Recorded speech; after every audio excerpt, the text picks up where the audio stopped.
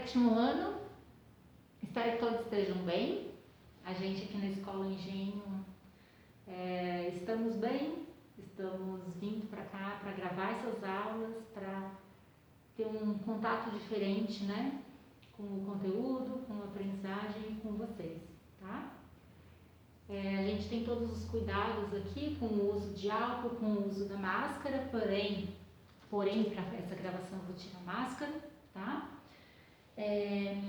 Na última aula, quero resgatar um pouquinho, né? A gente estava falando sobre diversidade da população brasileira, falando sobre os povos indígenas, né? Povos originários daqui e de várias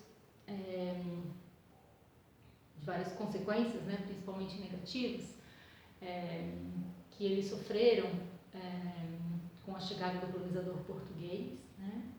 É importante a gente lembrar e valorizar que muito do que a gente consome ou do modo como a gente vive hoje em 2020 também tem uma consequência dessa relação com os povos originários, com os indígenas, né? E daí a gente percebe isso na alimentação, em algumas músicas, em algumas festividades, tá legal? E hoje eu quero falar um pouco sobre a imigração forçada dos africanos que foram escravizados e que chegaram até o Brasil, tá?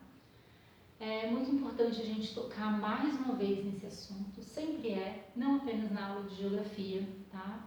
Porque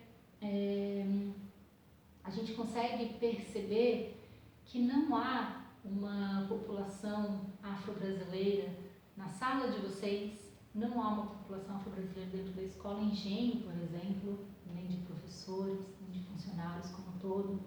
Somos uma grande maioria branca, né? Uma grande maioria misturada, óbvio que nossos ancestrais, né? Nossa ancestralidade está relacionada com isso, inclusive nosso sangue, né? Indígena e africana, mas diretamente não, né? E essa é uma consequência, é uma herança histórica que a gente percebe, não só na Escola Engenho, mas em várias escolas privadas e aqui na região sul também, né? Temos uma população de descendentes diretos de africanos muito menor aqui na região sul do Brasil. A gente sabe que a maior população ela é oriunda, ela é presente, na verdade, na região nordeste. E isso não é por acaso. Se vocês observarem o mapa da página 52 do livro de vocês, vocês vão observar que tem um mapa, tá? Que faz justamente o caminho, que mostra justamente um caminho por intermédio de setas dessa saída, dessa origem desse país, dessa região no continente africano, até o território que hoje é chamado de Brasil, né? A gente sabe que, então, nos primeiros séculos, né, de colonização, 16 e 17, teve uma chegada muito grande desses imigrantes africanos, né? Imigrantes forçados, tá, gente? É bom botar esse adjetivo, né? Porque é a maneira como eles chegaram aqui. Então, essa chegada muito grande, principalmente nos portos de Recife e Salvador, né? E depois, mais tarde, no século seguinte, século XVIII e XIX, no Rio de Janeiro. E a partir, então, desses portos, esses donos de escravo, eles faziam com que eles migrassem internamente dentro do território brasileiro, né? É importante a gente trazer aqui as diversas atividades que esses africanos eles se submeteram, né? Eles foram obrigados a se submeter. Então eles trabalharam desde cultivo, né? Da cana-de-açúcar, extração da cana-de-açúcar, até mesmo antes com o pau-brasil, ou do cacau, ou do café, ou extração de minérios. Em muitas situações nas casas grandes, né, muitas mulheres principalmente eram responsáveis por cuidar das crianças, por amamentar as crianças, né, por cuidar da limpeza da casa. Aqui em Florianópolis tem um registro, inclusive, de escravos africanos carregando excrementos em baldes na cabeça, né, para ser jogados ao mar, para ser jogado na Bahia Sul, na região central, ali de Florianópolis. Esses escravos eles utilizavam máscaras, né, não como uma medida de higiene, mas como uma forma de não ser identificado, não ter o dono dele identificado.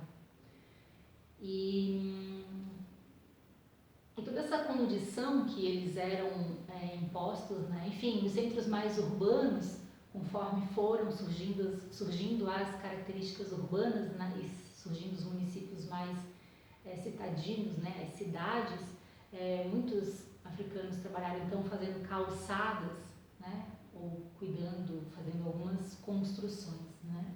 E em todo esse processo, a literatura, né, as pesquisas científicas nessa área, dos antropólogos ou dos historiadores, eles identificam resistências, né, porque quem é que gosta de trabalhar de maneira escrava? Ninguém gosta, né. Percebe-se até estratégias muito bem inteligentes por parte deles, né, uma questão de fingir que estava doente, fingir que não sabia fazer e fazendo mal feito, né. Mas é claro que todas essas resistências muitas vezes tinham consequências muito negativas e às vezes muitos até perdiam a vida, né, por conta disso.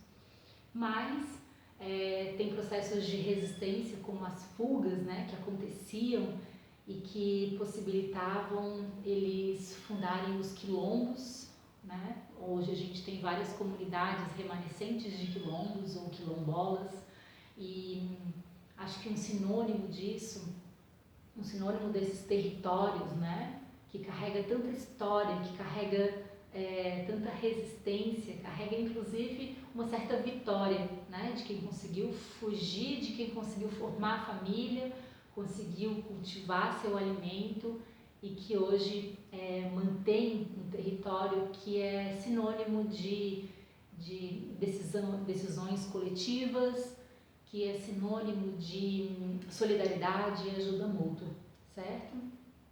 Trazendo algumas datas, não precisa decorar isso, tá? Mas em 1850 a gente teve, então, como é que é o nome?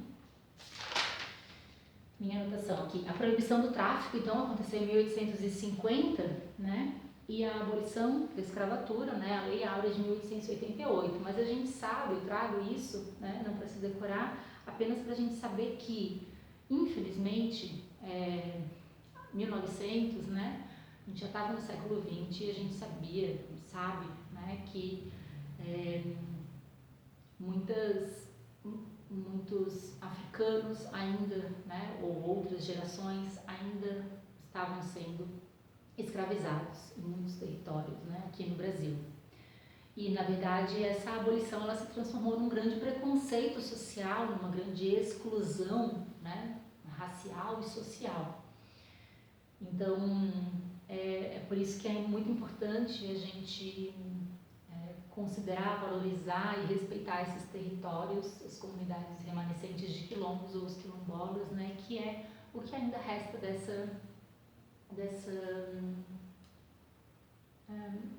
desse povo, né, de muitas histórias que foram passadas, né, pelos bisavós, avós e que hoje se mantêm em algumas dessas comunidades aqui no Brasil, certo? Só uma informação a mais. O INCRA é o órgão responsável, né? O INCRA ele é responsável pela questão fundiária no Brasil, né? Então, quando se trata de áreas rurais ou de territórios quilombolas, o órgão responsável é o INCRA, então ele que tem que fazer todo um estudo juntamente com vários pesquisadores para identificar esses territórios e fazer a demarcação e fazer esse repasse de terra, enfim, esse reconhecimento, né?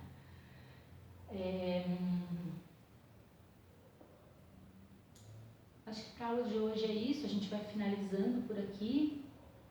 A gente volta na próxima aula para falar um pouquinho sobre a vinda de imigrantes para cá, só que daí era uma migração que já